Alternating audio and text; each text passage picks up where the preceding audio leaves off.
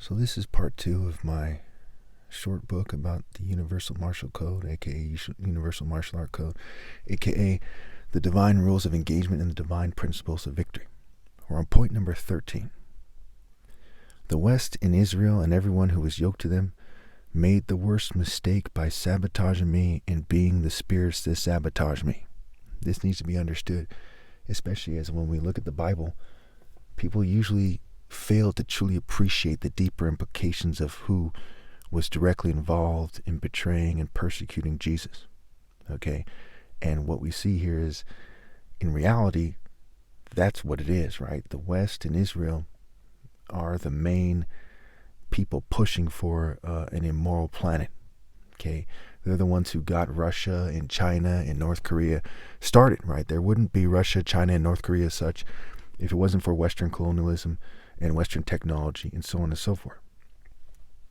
And so even if you don't know who I am, you know that they're the main sources of, they're the main types of people that are propounding evil on the planet, right? That are pushing for it, that are continuing it, what have you.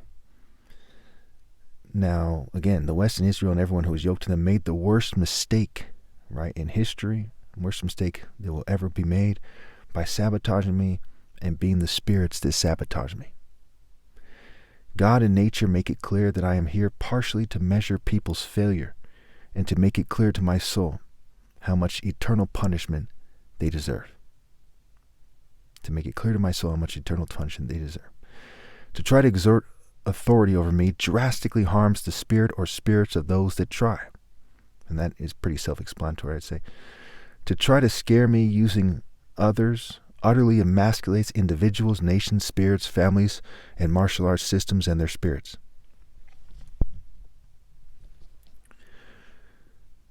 Okay. Also, I was covertly poisoned and sabotaged all my life. And I naturally have a flawlessly virtuous soul. Okay. All so-called mistakes, right, are due to their sabotage, their poisoning, them trying to throw me off. Okay, just like we see in the story of Christ where, he's carrying his cross, he's not moving masterfully at that time, right? He's carrying a cross, the crown of thorns. Okay, so it was with me growing up.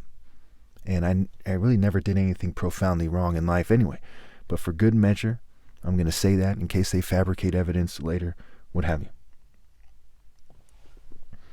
Okay.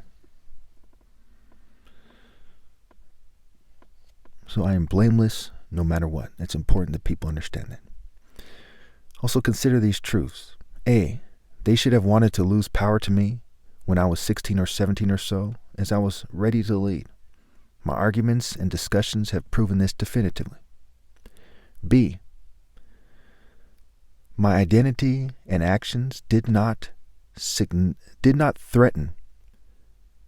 their social clubs, corporations, political orders, churches, and any other group orders to any significant degree. What I mean by this is it did not threaten their power in this world, right? A small group of people would have rallied to me, what have you, okay?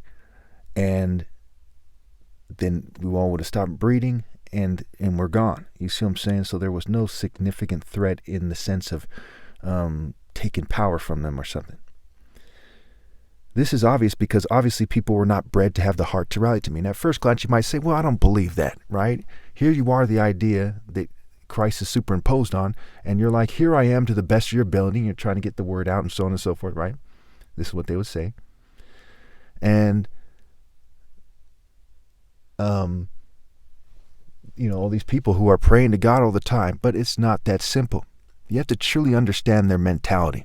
Okay, these are jocks, surfers, skaters, farmers, cowboys, thugs, corporate guys, gold diggers, right? We go through the list of people, we put them in categories and make sure no one's left behind, right? Hermits, everybody. We see that they have certain prerogatives that transcend their desire to be right with God. These are not martyrs. Okay, like in Isaiah 57, the righteous are taken away to be spared from evil. It says, who remains? These people who cling on to sorcery and prostitution in its various forms, what have you. Gold digging, ultra materialistic people. These are not people who at the first sign that God has given an order scrambles to do it. These people do not run in the path of God's commands.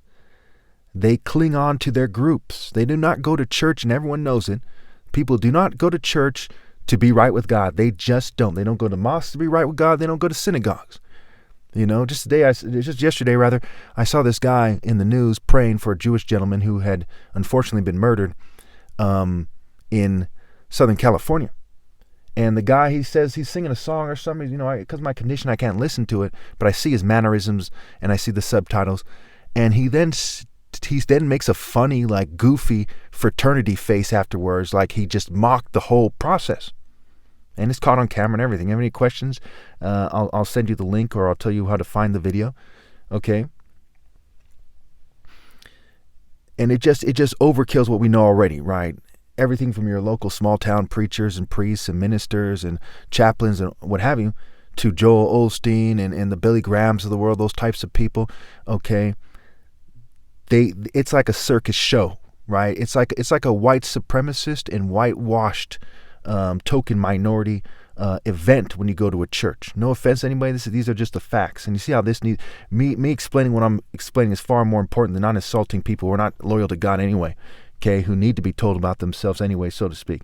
Okay, so my identity, me saying, hey, I'm the top martial artist ever, I'm the true idea and proving it, and my actions does not threaten their power. But here they are persecuting me anyway. You see how extremely retarded what they did is. Okay, point number C.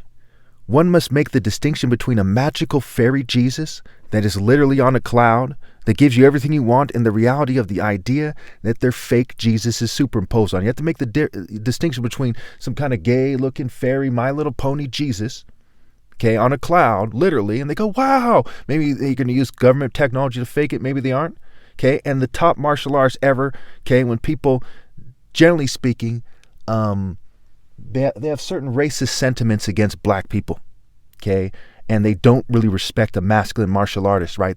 Or else they would rally to me and say, and not want to miss the opportunity to stand with the most righteous and most masculine, most handsome man that ever lived, okay? Especially after I'm being sabotaged, it's more appealing, not less, when you think about it.